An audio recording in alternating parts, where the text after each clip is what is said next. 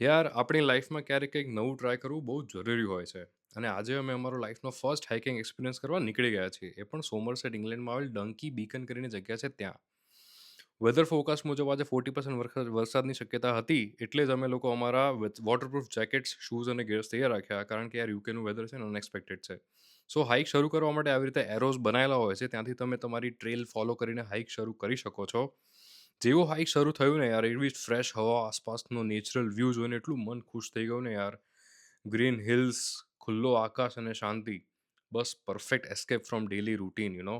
એટલી મજા આવતી હતી યાર. ઉપર જેમ જેમ ઉપર જતા હતા એમ એટલી મજા આવતી હતી ને કે આખો એક નવો અહેસાસ થઈ રહ્યો હતો. અને હા, આ હાઇક ખાસ બિગિનર્સ માટે પરફેક્ટ છે. ડિફિકલ્ટી લેવલ ઇઝી છે.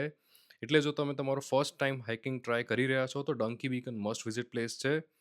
હા, રસ્તામાં થોડું ડ્રીઝલ જોવા મળ્યું, પણ ઓનેસ્ટલી વરસાદે એક્સપિરિયન્સને બહુ જ સ્પેશિયલ બનાવી દીધું યાર. અને જ્યારે અમે ટોપ પર પહોંચ્યા ત્યારે જે વ્યૂ મળ્યો લિટરલી વર્થ ઇટ હતો. 360 ડિગ્રી સ્ટનિંગ વ્યૂઝ, આખું સોમરસેટ તમારા સામે ખુલ્લું થઈ જાય એવું લાગે.